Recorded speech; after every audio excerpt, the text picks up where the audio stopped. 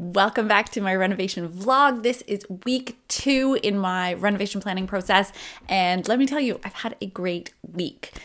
I absolutely love this process. It's not my first time doing this, but it is just so refreshing to be doing it for myself for a change. I help a lot of homeowners do this process for themselves, and so it's really nice to be back on doing it in my own home and having this lovely opportunity, because renovation is truly it is a treat. It is an opportunity. It is not something that everyone can do, and it's really, really expensive. And so I'm just kind of blocking out the actual cost of it and enjoying the process and remembering that I am in control of this thing and I can make it what I want. So that makes it really a lot more fun. So I hope that you're enjoying this process. This past week was really busy for me. I didn't have a lot of time to do anything, and I didn't overcommit myself. So that meant that I did everything that I said I was going to do. I said I was going to do 2 things. The first thing was my timeline. I said I was going to build a timeline, and I did that, and I'm going to share that with you today. It's not totally finished and fleshed out, and I had to make a lot of assumptions because I haven't done all of the planning yet, so I don't have exact timing and dependencies from some of the other team members. But it's a sort of an initial look at how this renovation might grow and go, both of them. Hopefully it doesn't grow too much once I've already established the scope. So let's take a look at that timeline and you can see what I am working with. Okay, so first of all, obviously we're going to go through the modules 1 to 5 of Renovation Planning Academy. So I'm working through that right now. It's an interesting one because I've been sort of quasi-planning this renovation for the last 2 years, even though I didn't have this sort of go-ahead. I have a lot of steps in place already. So I've already gone through the equivalent of the primer module that I have. I already know how to use SketchUp. And so I've already done all of that piece, and I've done all of module 1, and I've done part of module 2 as well as part of module 3. So I've kind of skipped a little bit, and I've done some layout work, but really what I need to do next is the budget. So I'm following along in terms of the order of operations for the most part, and I'm going to kind of get back into business this week and start off and do it from the right spot. So I'm going to finish modules 1 to 5, and I'm going to go through the process and plan my renovation according to the proper steps, because that is the way to do it. So I'm going to finish that, going through starting. I've just sort of said I started January 1 because that's just a nice start date. That'll take me, I've given myself till the end of March, which should be enough time, because typically I say 12 weeks is a good amount of time, and I was already kind of ahead a little bit. And then we're going to poke some holes in the ceiling. That's when, at the very end of the process, we start poking holes in our ceiling, not at the beginning, because we can do a lot of the planning without knowing all that information. We can just use our estimates. So much of this is in the program. Get our documents in line, and that's when I'm going to work on coordinating with an architect and getting the actual final plans and the permits and all of that done. That's what we cover in module 6 of the course. So I'll be doing that at the end and getting that whole permit process in place, because we definitely are going to need permits for this job. It's going to be a lot of structural changes to this house, and I'm really excited about it, but it's going to be big. So we're definitely going to follow all the procedures and get the permits and have the structural engineers and all of that stuff done properly. And then I've just added a little section in here about product lead times, because I don't know what all of them are yet. I know I'm going to talk about windows in just a minute, but I have a preferred window supplier that I just got a quote from this week. That was my second deliverable that I was going to accomplish, and I did that. But their lead time, if we go with them, is 6 to 7 months from the time that you put in the order and sort of agree to the pricing and everything before they start to manufacture and deliver the windows. So if I'm trying to get this done in the fall, then I need to be able to get this order in ahead of time. So I've just got this section in here for lead times. So there's going to be lots of other things that gets added here as I learn more, but I'm not at that stage yet. So I've just sort of left this part of the timeline open. And then I can work backwards from when I think it'll be done and when I'll need to put in these orders. So I've left that there. I've got construction prep in here. So I know I need to do a bunch of house activities and things to plan for. So I've got some time in for that. We're going to have to move out. So I've got in here, we're going to have to book a truck. We're going to have to pack up and move, put stuff in storage. All of that stuff is in here. And then we're going to start construction. And I know we're going to do demolition first. And we're going to be, if I can do all of this, if I can do my vision, which I'm still not sure about, but I've accounted for it in the timeline, I want to be able to work on two fronts. So we're going to do a little mini extension as well as the rest of the main floor. So this timeline is kind of broken down in tackling those two areas to be done concurrently so that they can kind of go up at the same time. So that's what the schedule represents. So I've got two different areas of demolition happening, and then I've got the framing and structural changes.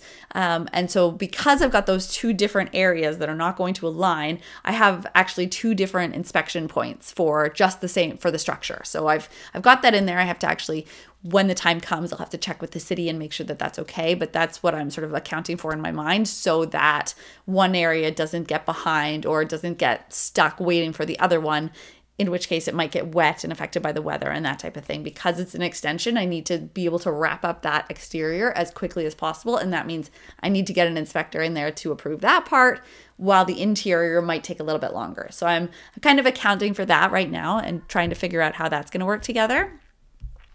And then I'm going to work on the exterior fixes to finish that building envelope. So again, seal that up. I want to make sure that we are dried in properly and that I'm not going to have weather affecting anything that I want to do inside. And then we're going to go into the HVAC, plumbing, and electrical rough-ins, which is a really exciting part. Another inspection, windows and doors. This is when I want to be able to have those installed so that my house can be closed up again.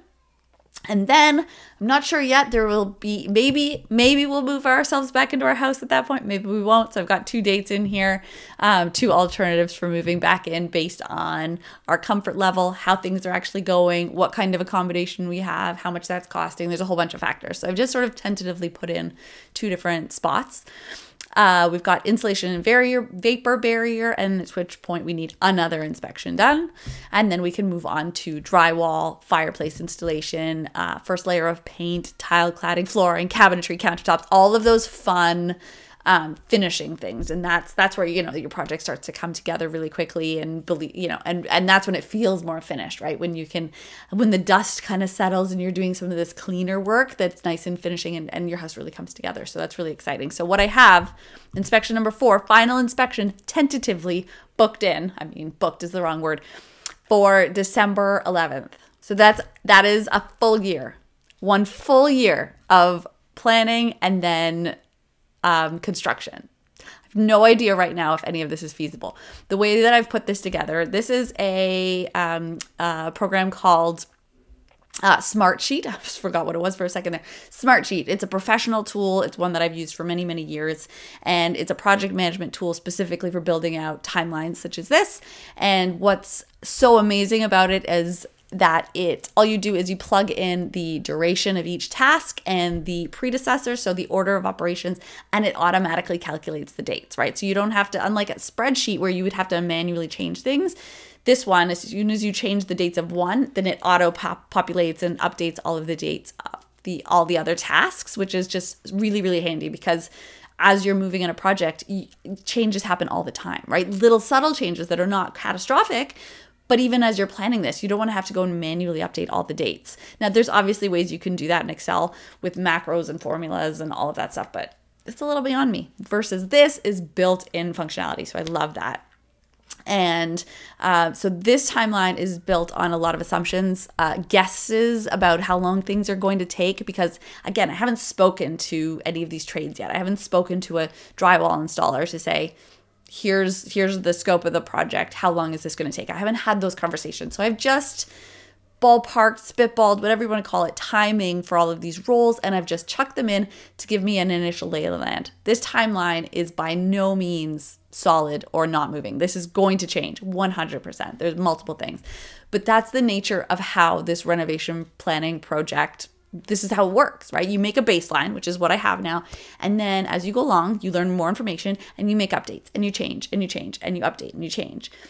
And that's all great. So that's where I'm at right now. And I'm actually really excited about this, to see that I could get this done conceivably before Christmas and could be back in this house to have our first Christmas in our new updated renoed home. So that is really exciting. So you better believe I'm going to do whatever I can to make sure that some format of this timeline works for me. This does mean that we're kind of kicking off it's looking like July. Not sure if that's feasible. So we'll have to see. More to come on the schedule, but I just wanted to share that this is sort of how it's shaping up so far. All right, so that is the schedule. That's the first thing I said I would do, and that went well. The other thing that I had on my list was a meeting with a potential window and sort of patio door supplier. Now, I had a 2.5 hour meeting with the lady who was just lovely, and I love this window supplier, and I've wanted their windows. They're a premium supplier of windows, and they're local. I live in Toronto, and so they're a local supplier, and they do fabulous stuff. They are premium though, and so I knew their pricing would be representative of their product, but they really do have a great technology and a lot of features in their windows that I really want.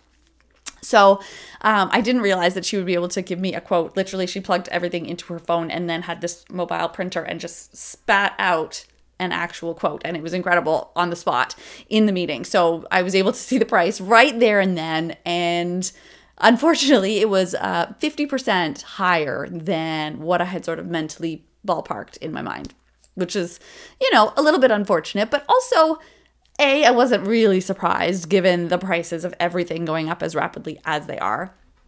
Point number 2 is that I didn't really have my quote in my mind based on anything, right? I hadn't had any other quotes done for windows. I really had not had any pricing from them before, so I didn't know what to expect. But I had in my mind a number, and this was 50% higher than that.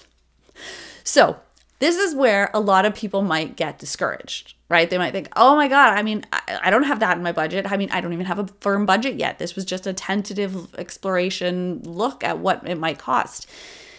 But a lot of people might get down by this. And I feel the opposite, right? I feel like I'm still really excited because I am still holding all of the power in this situation. And here is why, okay? So first of all, right off the bat, once I went through the quote later on, one of the sizes was wrong. Easy. So there I can already, it was at least double the size of what I needed. So right there and then I can shave off a couple $1,000. So easy. Another one, the sizes of the windows that I gave her are not set in stone because I'm doing this extension and I'm really kind of changing up the layout, which I will get to in other weeks once I really firm up the layout. But right now, just know that it's quite different. I'm moving the kitchen. I'm putting in a huge window wall, and so things are moving around. And so the window sizes that I gave her are just, at this point, kind of arbitrary. They were just a guess. I sort of maximized the space, figuring, okay, let's just get the biggest windows that I can get in this place without having to talk to a structural engineer and an architect to figure out if those are actually feasible and what that means for the span and the beams and the headers, and if I need steel or lintel, or LDLs, MVLs, all of that stuff is yet to be determined. So I just gave her the biggest window sizes I could sort of fit in the wall. Realistically, those sizes will come down. So I'm going to save more money that way because the window sizes are going to change. The next thing is that I got the quote done with all the bells and whistles. So things like to get the windows painted. So standard is white. So any other color other than white on both the front the exterior and the interior is an upcharge, right? For both at this particular place. It won't necessarily be an upcharge at every window place, but at this place it is. So I got her to price out the exterior paint, the interior paint, as well as those side lights, those fake simulated, what are they called? SDL, simulated divider lights. That's what they're called. Those little, like the grills, basically, to make it look like there's smaller panes of glass, even though it's just really one big pane of glass, right? So I got her to price out those. And so because I added in all of those things, that was sort of the maximum amount of money that I would spend, right? But do I need those features? Do I need that? No. Would I be fine with white windows? Maybe, right? I haven't decided that yet. So I just got her to price out the biggest amount, knowing that I can come way back down from that. And that's up to me. That's my choice, right? I'm not forced into that. And the other thing is that one of the biggest thing in the quote was this huge 12-foot window wall. I mean, it is epic. It's going to have a huge opening in my kitchen, and it's going to be amazing. But there's other ways to support an opening that way, right? I mean, this is where the full bifolding, like the doors completely disappear. I could just go with a cheaper patio door. There's so many more options that I can explore. This option is premium, right? So I've gotten this priced out to be the sort of the most, knowing that I can come down from that. So it's not going to be a surprise, right? If you go for and you get the very, very bare minimum quoted, and you think, oh, now I've got, what will it be for this little bit more? What will it be for this little bit more? Then you have to keep getting more quotes. So just get the whole 9 yards quoted. Make sure your quote's broken down, and then you could just easily subtract things if you need to, if you can't afford like the big premium package that you really want, right? You can just whittle it down and take stuff away in order to make your budget fit.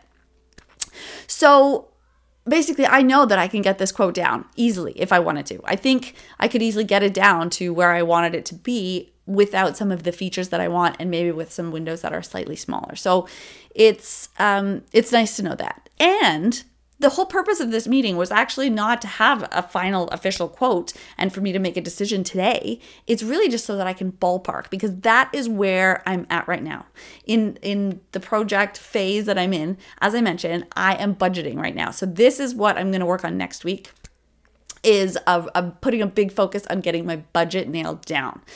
In order to do that, because I'm doing so much work with other parties, like I have to, I'm doing this little extension, so I need to find, a mason, and there's some big ticket items in there that I want to price out and make sure that I'm not overextending myself with this project. So I want to get those prices in early. So that's what I'm going to work on this week. So I've already made a lot of key decisions on what I want in terms of the scope. So that's why I have to now make sure that my detailed budget is going to match that scope. And if they don't match up, then I'm going to have to take scope away. So that's my mission for this week. Mark my words, deliverable for this week is having a scope and a budget that match. Now, they don't have to be exact at this point. It's still kind of early on. There's lots of room to make decisions and changes as I go along, but I'm really going to try and bring those closer together and find a budget that I feel comfortable with that matches the scope. And the way to do that is to get out there and do research. So I'm going to be getting quotes this week. I'm going to be investigating. I'm going to price out my kitchen. I'm going to start with the low end. I'm going to start it out with an IKEA configuration, because that's something I can do without having to make any calls. I can just look online and say, check, check, check. I know, roughly my dimensions for my cabinetry, so I can go through that way and get an initial baseline quote for IKEA, knowing that if I go for a semi-custom route, it's probably going to be double. Just throwing that out there, but at least I'll have an idea. I need to do, I think I mentioned mason, skylights. I'm going to get more window quotes, because I know that was my top of the line supplier, the premium price that is probably going to, I don't think anyone else out there is going to have a higher price. So I'm going to get some more quotes that are more mid-range and, I don't want to say realistic, because I really want these premium windows, but we'll see. They just may not be in the budget. So I'm going to get some other quotes. The fireplace, I have an idea of what I want, so I'm going to get some pricing on that.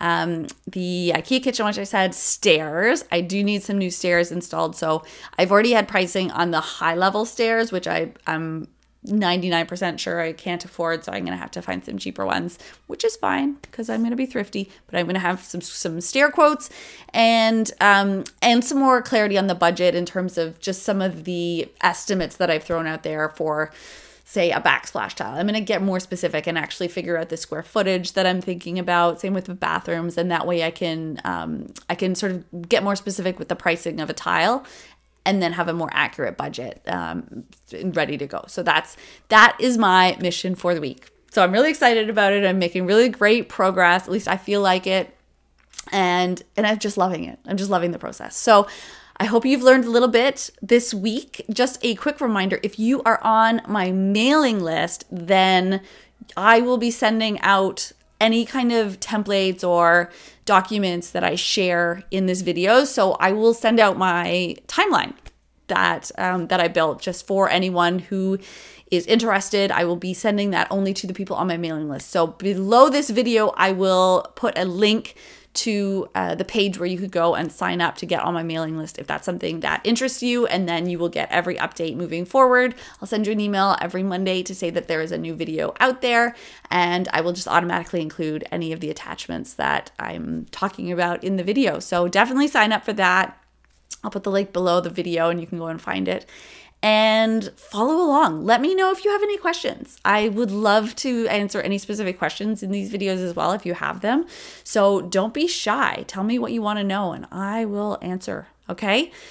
That's all for now. Wish me luck this week and I'll see you next one.